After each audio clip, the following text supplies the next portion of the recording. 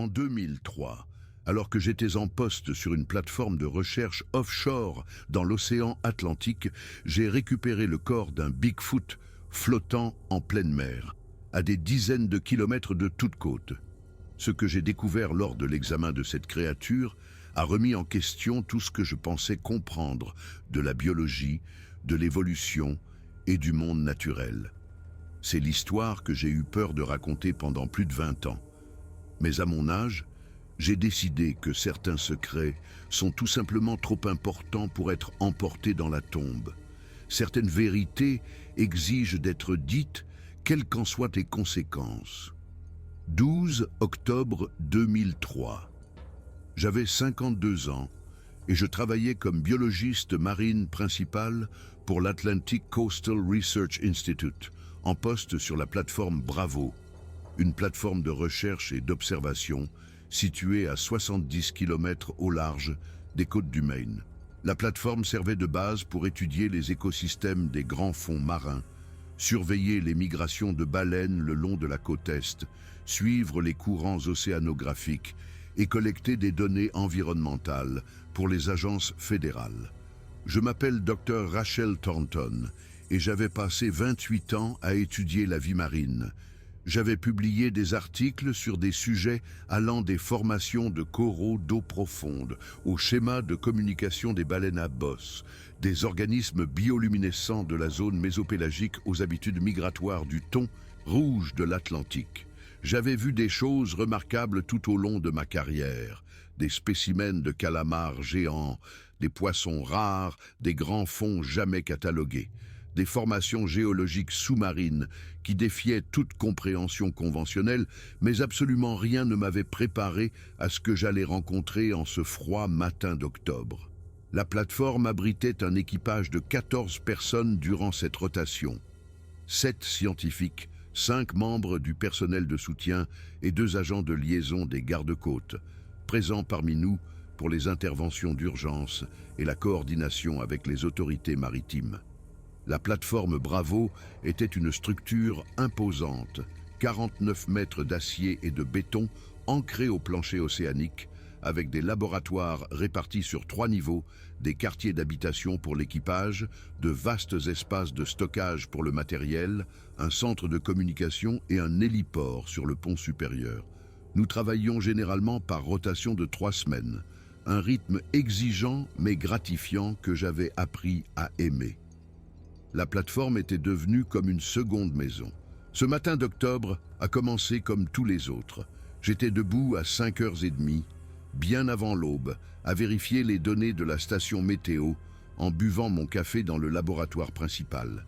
Les néons grésillaient au-dessus de ma tête et à travers les fenêtres renforcées, je ne voyais que l'obscurité sur l'eau, ponctuée par les lumières lointaines d'un cargo. Les prévisions n'étaient pas bonnes. Une dépression se déplaçait depuis le nord-est et devait atteindre notre position en fin d'après-midi. Les modèles informatiques la montraient en train de s'intensifier, se nourrissant des courants océaniques chauds qui traversaient notre zone de recherche. Rachel, tu as vu ces prévisions de hauteur de vague? Lança le docteur Michael Huang, notre océanographe. C'était un scientifique brillant, d'une quinzaine d'années mon cadet, qui fixait son moniteur avec une expression inquiète. On va avoir affaire à des houles de près de 4 mètres d'ici 14 heures, et peut-être 6 mètres ce soir si le système s'intensifie, comme le suggèrent les modèles. Ça va rendre toute opération extérieure extrêmement périlleuse. Je me suis approché de son écran. L'imagerie satellite montrait une spirale massive de nuages, et la pression barométrique chutait plus vite que je ne l'aurais souhaité. Nous devrions tout sécuriser et nous préparer à la tempête immédiatement, dis-je, prenant la décision que mes années d'expérience exigeaient. Rentrons tout le matériel extérieur sous le pont et assurons-nous que les générateurs de secours sont pleins de carburant et prêts à démarrer. Je veux que tout le monde soit briefé sur les protocoles de tempête d'ici midi. Aucun risque inutile. Michael a hoché la tête et a commencé à envoyer des notifications. En 20 minutes. Toute la plateforme était réveillée et s'activait avec détermination, chacun comprenant que la préparation à une tempête n'était pas à prendre à la légère quand on se trouve à 70 km de la terre la plus proche. À midi, la mer avait commencé à s'agiter. Le ciel avait pris une teinte grise, sombre et oppressante, et le vent soufflait en rafales à 30 nœuds et ne cessait de forcir. Nous avions rentré nos capteurs flottants, récupéré l'équipement de surveillance sous-marin et amarré les bateaux à la plateforme avec des haussières supplémentaires. L'équipe de pont, dirigée par notre chef de pont Sandra Kowalski, avait travaillé sans relâche. À 13h30, j'étais dans la baie de stockage du matériel au niveau inférieur avec Sandra, vérifiant une dernière fois les sangles de fixation d'un équipement sonar sensible lorsque la radio crépita. Plateforme Bravo. Ici, station des gardes-côtes de Portland. Nous recevons des signalements de débris dans l'eau à environ 3 milles au nord-nord-est de votre position actuelle. Pouvez-vous vérifier? À vous. La voix était professionnelle et claire malgré les parasites. Le lieutenant Amanda Torres, notre agent de liaison principal des gardes-côtes, a répondu depuis la salle de communication 2 niveaux au-dessus de nous. Station Portland, ici, plateforme Bravo. Nous allons investiguer. La visibilité se détériore. Quel genre de débris cherchons-nous? À vous. Il y eut une pause. Inconnu pour le moment. Un bateau de pêche a signalé avoir vu quelque chose de grand flottant dans l'eau. L'équipage a pensé qu'il pourrait s'agir d'une carcasse de baleine ou peut-être de débris de naufrage. Ils n'ont pas pu enquêter davantage en raison de l'approche du mauvais temps. Nous apprécierions que vous puissiez jeter un œil avant que la tempête ne rende les opérations impossibles. À vous. Le lieutenant Torres a accusé réception. Bien reçu, Portland. Nous allons jeter un œil et nous vous ferons un rapport. Terminé. Je me dirigeais déjà vers les escaliers quand Sandra m'a rattrapé, enfilant sa veste imperméable. Quoi que ce fût, notre fenêtre d'intervention était étroite.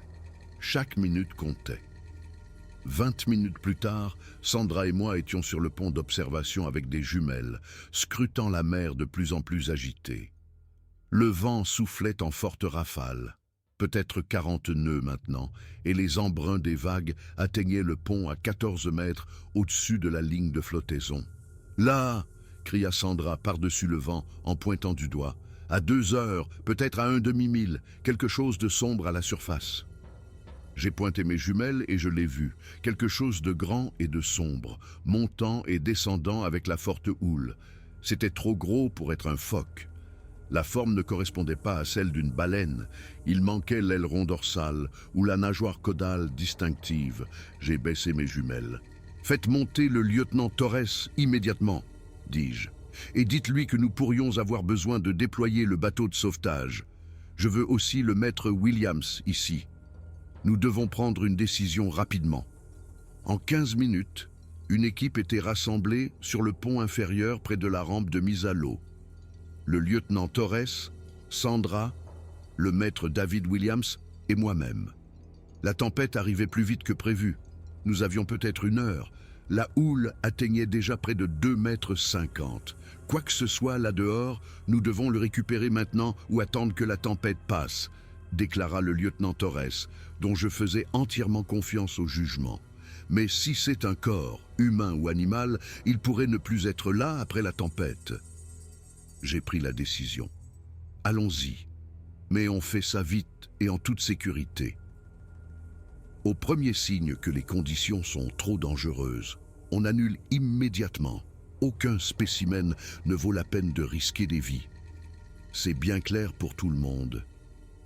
Tout le monde a hoché la tête et nous avons commencé la séquence de mise à l'eau du canot pneumatique à coque rigide de la plateforme. Sandra nous a éloignés de la plateforme et le bateau a immédiatement commencé à fendre les vagues avec violence. Alors que nous nous approchions, luttant contre les embruns qui nous trempaient sans cesse, je pouvais voir l'objet plus clairement. C'était biologique. Je pouvais distinguer ce qui semblait être des poils ou une fourrure, brun foncé ou noir, emmêlé et gorgé d'eau. Ma première pensée fut un ours. Peut-être un ours noir qui se serait retrouvé à des kilomètres du rivage. Ce n'était pas du jamais vu. Mes 70 kilomètres dépassaient toute possibilité raisonnable. Pourtant, mon esprit cherchait des explications qui correspondaient à ma compréhension du monde naturel. « On dirait un ours mort !» cria le lieutenant Torres par-dessus le bruit du moteur. « Peut-être tombé d'un bateau !»« Peut-être », ai-je répondu, mais quelque chose au fond de moi me disait que les proportions étaient fausses. Les membres semblaient trop longs, le torse trop humanoïde. J'ai repoussé ces pensées comme étant impossibles, une distorsion due aux conditions difficiles. Sandra a manœuvré le bateau avec précaution, s'approchant du corps. Je l'ai vu clairement pour la première fois et mon souffle s'est coupé. Le temps a semblé s'arrêter. Ce n'était pas un ours. Il n'y avait aucune possibilité que ce que je regardais soit une espèce que j'avais rencontrée en 3 décennies de recherche. Le corps était massif, flottant face contre l'eau. Je pouvais voir des bras longs et puissamment musclés qui se terminaient par des mains. Pas des pattes, mais des mains avec des doigts distincts. La fourrure couvrant le corps était épaisse et emmêlée, mais la structure en dessous était complètement différente de tout animal connu. C'était humanoïde, c'était bipède, c'était quelque chose qui ne devrait pas exister. « Mais qu'est-ce que c'est que ça ?» dit le lieutenant Torres, son sang-froid professionnel se fissurant pour la première fois depuis que je la connaissais. « Je ne sais pas, » répondis-je, mon cerveau de scientifique luttant pour cataloguer ce que mon esprit rationnel rejetait. « Mais nous devons le hisser à bord, immédiatement. Sandra, approchez-nous. David, aidez-moi avec le matériel de récupération. Nous ne pouvons pas le laisser ici. » Remonter le corps dans le bateau a été l'une des choses les plus exigeantes physiquement que j'ai jamais faites. La créature pesait au moins 230 kilos, et le roulis des vagues rendait chaque mouvement périlleux. Nous avons utilisé des sangles de chargement et le petit treuil du bateau, travaillant avec une coordination désespérée pour faire rouler la forme massive par-dessus le plat-bord. Finalement, après ce qui a semblé une éternité, nous l'avions sécurisé au fond du bateau.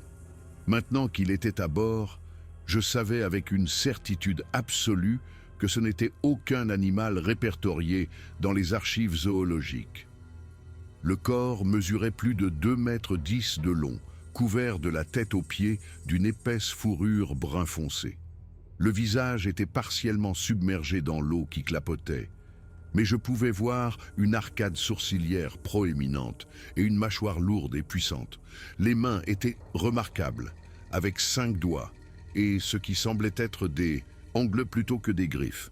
Les pieds étaient massifs, mesurant facilement 45 cm de long, avec une structure de talons distincte. « Plateforme Bravo, ici bateau de sauvetage », transmit le lieutenant Torres par radio, la voix tremblante. « Nous avons récupéré l'objet. Il est de nature biologique, espèce inconnue. Nous rentrons immédiatement. Préparez l'infirmerie pour examen. À vous. » Il y eut une pause. « Bien reçu, bateau de sauvetage. Qu'entendez-vous par espèce inconnue ? » À vous.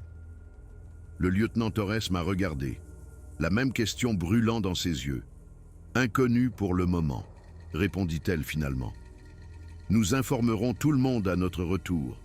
Préparez juste tout, c'est gros, terminé. » Le voyage de retour fut plus rude, la houle atteignant maintenant 3 mètres. Le temps que nous soyons treuillés à bord, nous étions tous épuisés et trempés jusqu'aux os. Michael et les autres scientifiques attendaient sur le pont. Quand ils virent ce que nous transportions sur la civière, l'expression sur leur visage reflétait la mienne. Choc, incrédulité et l'étincelle indubitable de la fascination scientifique. « Rachel, qu'est-ce que c'est ?» demanda Michael, sa voix à peine audible par-dessus le vent. « Je ne sais pas encore, » répondis-je, « mais nous devons l'amener dans la salle d'examen immédiatement. Et Michael, j'ai besoin que tu documentes tout. Photographie, mesures, échantillons de tissu.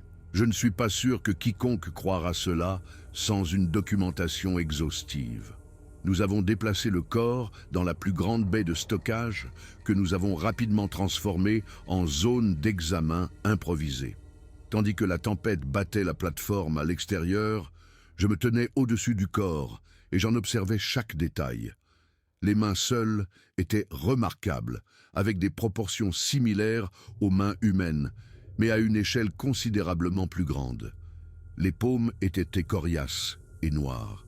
Les pieds étaient clairement conçus pour la marche debout. Le visage était profondément troublant. Il n'était pas humain, pas exactement, mais la structure osseuse suggérait une ascendance commune bien plus profonde que notre lien avec les grands singes connus. L'arcade sourcilière était épaisse, le nez large et plat. Quand j'ai ouvert délicatement la bouche, j'ai trouvé des dents qui combinaient des molaires de type humain avec des canines plus grandes et plus proéminentes que celles de n'importe quel humain. Le corps avait séjourné dans l'eau froide d'octobre pendant peut-être 24 à 48 heures, assez longtemps pour être gorgé d'eau, mais pas pour une décomposition significative. Au cours des 6 heures suivantes, j'ai mené l'examen le plus approfondi possible. Michael documentait tout, ses mains tremblant légèrement, mais sa formation le gardant concentré. La créature était un mâle d'environ 2,20 m. La fourrure était épaisse partout sauf sur les paumes, la plante des pieds et certaines parties du visage. Quelques poils gris près des tempes et de la mâchoire suggéraient qu'il avait été mature, peut-être âgé. La musculature était extraordinaire, bien supérieure à celle de n'importe quel humain de taille similaire.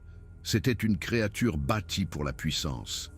J'ai prélevé des échantillons de tissu, de sang, de poils et de peau, en les conservant soigneusement. L'examen interne a révélé un cœur presque 2 fois plus gros que celui d'un humain et des poumons massifs, suggérant des adaptations à la haute altitude. Le système digestif indiquait un régime omnivore. Le cerveau fut peut-être la découverte la plus remarquable. Il était plus grand qu'un cerveau humain, avec un cortex montrant un plissement étendu similaire à ce que l'on observe chez les humains, suggérant une capacité de pensée complexe, de planification et peut-être même de langage. Mais la découverte la plus stupéfiante est venue lorsque j'ai examiné le crâne. Sur le côté droit du crâne, partiellement caché par les poils, se trouvait une vieille blessure, un trou dans l'os du diamètre d'un crayon dont les bords avaient cicatrisé avec le temps. Cette créature avait reçu une balle. Des années auparavant, probablement des décennies d'après la cicatrisation, quelque chose lui avait logé une balle dans le crâne. Et elle avait survécu. Les implications m'ont glacé le sang. Si cette créature pouvait se faire tirer dessus, alors quelqu'un savait que ces choses existaient. Ce n'était pas une anomalie de la nature, c'était un membre d'une espèce. À 3 heures du matin, la tempête avait commencé à se calmer. J'avais travaillé près de 14 heures d'affilée, nourri au café et à l'adrénaline. J'ai commencé à rédiger mes conclusions sous la forme d'un article scientifique, sachant que nous aurions besoin de preuves extraordinaires pour étayer une affirmation extraordinaire. Quand le soleil s'est levé le 13 octobre, la tempête était passée. J'ai envoyé mon rapport préliminaire au siège de l'Atlantic Coastal Research Institute à Woods Hole via une communication satellite sécurisée. J'ai inclus des photographies, des mesures et mes observations initiales, demandant un hélicoptère pour transporter le corps en vue d'une analyse plus détaillée. Ce que j'ai reçu en réponse n'était pas ce à quoi je m'attendais. En moins de 3 heures, un message est arrivé d'une source non reconnue, codée avec des protocoles de sécurité que je n'avais jamais vus. Il m'ordonnait de cesser immédiatement tout examen, de sécuriser tous les échantillons et la documentation, et de ne parler à personne. Il indiquait que du personnel spécialisé arriverait pour prendre en charge le spécimen et tout le matériel connexe. L'hélicoptère qui est arrivé cet après-midi-là n'était pas celui de l'Institut de recherche. C'était un grand hélicoptère de transport militaire peint dans des couleurs inconnues. 6 personnes en sont sorties, 4 en uniforme de style militaire sans insigne visible et 2 en civil qui se déplaçaient avec une autorité certaine. L'un des civils, un homme grand d'une 60aine d'années aux yeux vifs, s'est approché de moi. « Dr. Thornton », dit-il en m'offrant une poignée de main formelle. « Je suis James Whitfield. Je suis ici au nom d'un groupe de travail fédéral conjoint. Nous devons avoir une conversation sur ce que vous avez trouvé hier. et je dois vous faire comprendre que tout ce que vous allez apprendre est classé au plus haut niveau de secret. Votre coopération n'est pas une option. C'est ainsi que j'ai appris que je n'étais pas la première personne à découvrir ce que le monde appelait Bigfoot. Le gouvernement des États-Unis était au courant de l'existence de ces créatures depuis plus de 50 ans et menait un programme classifié pour les surveiller, les étudier et dissimuler leur existence. Whitfield, un ancien officier de la CIA, a passé les 4 heures suivantes à me briefer. Selon lui, les connaissances du gouvernement remontaient à 1947. Au fil des décennies, un petit groupe de travail avait accumulé des preuves d'une population restreinte mais persistante de ces créatures vivant dans les régions sauvages et reculées d'Amérique du Nord. Elles étaient intelligentes, utilisaient des outils simples et avaient une forme de structure familiale. Mais voici la partie la plus choquante. Les estimations de population du programme, basées sur des décennies de surveillance, montraient qu'il restait moins de 300 de ces créatures dans toute l'Amérique du Nord. Et ce nombre était en baisse. L'espèce était poussée vers l'extinction par la perte de son habitat, les mises à mort accidentelles et les mises à mort délibérées par ceux qui les rencontraient. La mission du programme, expliqua Whitfield, était double. Premièrement, étudier les créatures tant qu'elles existaient encore. Deuxièmement, les protéger de la découverte publique, qui, selon eux, mènerait à une frénésie de chasse qui accélérerait leur extinction. Si le public apprenait que Bigfoot était réel, des milliers de personnes se précipiteraient dans les forêts avec des fusils. L'espèce serait anéantie en moins d'une décennie. Le gouvernement avait donc décidé de maintenir leur existence secrète. Chaque observation était examinée et soit démystifiée, soit étouffée. Chaque élément de preuve physique était saisi. Les scientifiques qui s'approchaient de trop près étaient recrutés ou réduits au silence. On me donnait maintenant un choix, rejoindre le programme et accepter le secret, ou faire face à des poursuites pénales pour possession non autorisée de matériel biologique classifié, à la destruction de ma carrière et peut-être à l'emprisonnement. Ce n'était pas vraiment un choix.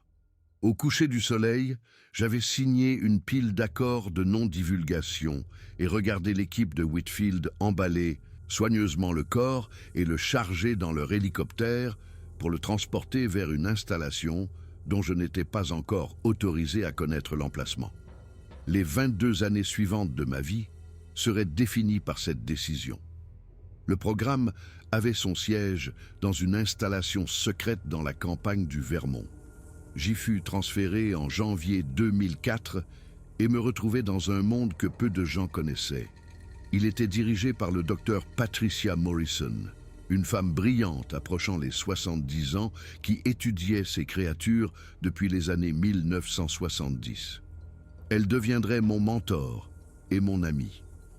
L'installation abritait la plus grande collection de preuves physiques au monde. Des squelettes complets, des milliers d'échantillons de poils, des moulages en plâtre et des heures d'enregistrement vidéo les montrant dans leur habitat naturel.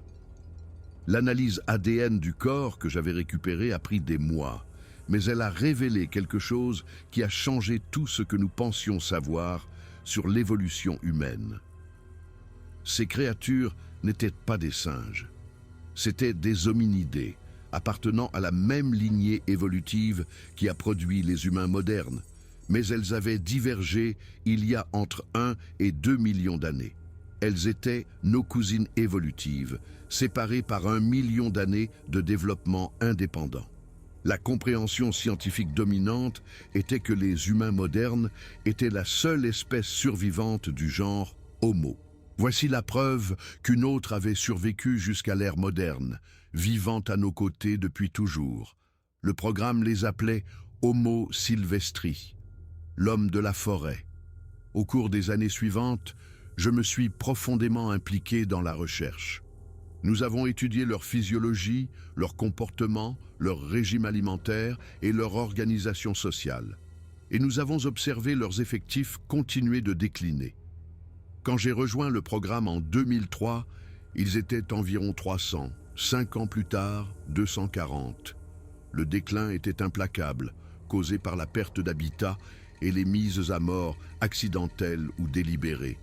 Leur taux de reproduction était si bas qu'ils ne pouvaient pas compenser leurs pertes. En 2018, un événement m'a poussé vers la décision que j'allais finalement prendre. Une équipe de randonneurs dans la péninsule olympique a capturé plusieurs minutes de vidéo d'un groupe familial. Les images étaient tremblantes, mais indéniablement réelles. Le programme a agi rapidement pour les supprimer, propageant des histoires dans les médias selon lesquelles il s'agissait d'un canular. Mais j'avais vu les images originales. J'ai reconnu la femelle. Nous l'appelions femelle 17 dans notre base de données. Voir une preuve authentique transformée en une nouvelle blague sur le Bigfoot a brisé quelque chose en moi. J'avais passé 15 ans à regarder ces créatures s'éteindre pendant que le monde en riait. Elles n'étaient pas protégées, elles étaient effacées. À partir de ce moment, j'ai commencé à me préparer, faisant des copies de documents, de photographies et de données, planifiant le jour où je romprais mon silence. J'ai pris ma retraite du programme en 2022, date à laquelle la population était tombée en dessous de 100 individus.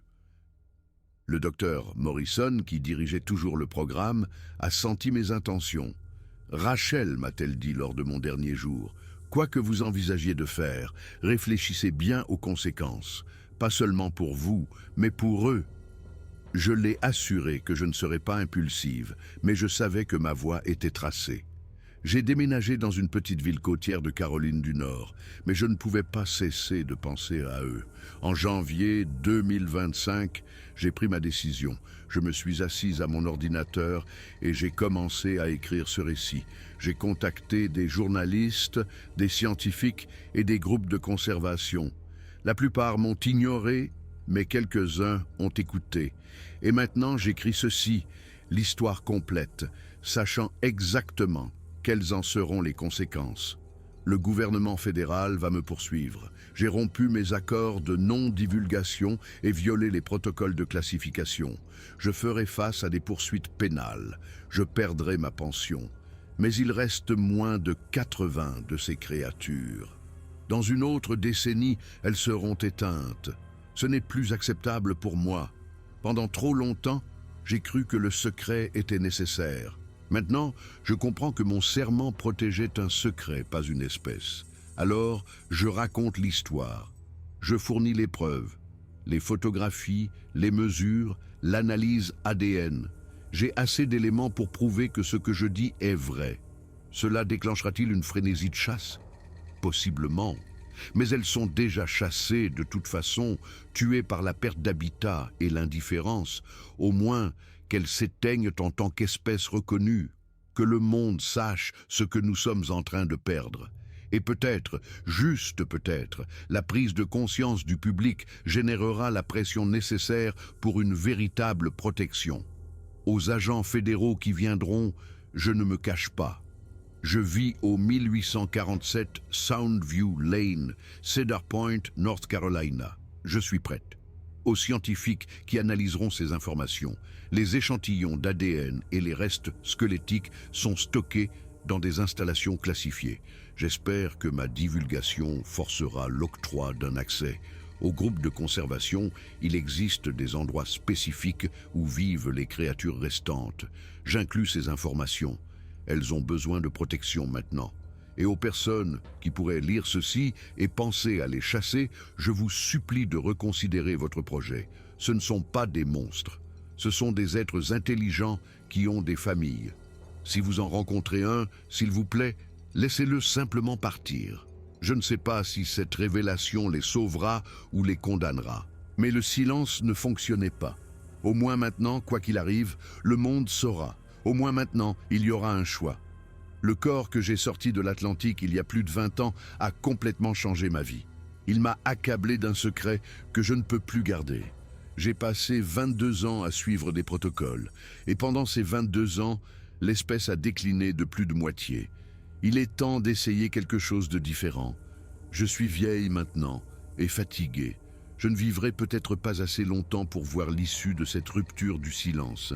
mais je suis en paix avec ce que je fais, car l'alternative, emporter ce secret dans ma tombe pendant que les derniers d'entre eux disparaissaient, était quelque chose que je ne pouvais pas accepter. Certaines vérités sont trop importantes pour mourir en silence. Certaines espèces méritent d'être connues, même si nous avons échoué à les sauver. L'océan a rendu ce corps il y a 22 ans, un message d'un monde dont nous ignorions l'existence. Maintenant, je dépose enfin ce fardeau et je le transmets au monde. Ce que vous ferez de cette connaissance dépend de vous. Mais s'il vous plaît, souvenez-vous que ce sont des êtres vivants. Ils existent sur ce continent depuis bien plus longtemps que notre civilisation. Ils méritent mieux que de s'éteindre en silence, inconnus et non pleurés. La décision est prise maintenant. La vérité est dite. Quoi qu'il advienne ensuite, cela ne dépend plus de moi. Mais pour la première fois en 22 ans, je peux me regarder dans le miroir sans me sentir comme une menteuse. Même si cela doit me détruire, cela en valait la peine pour enfin dire la vérité.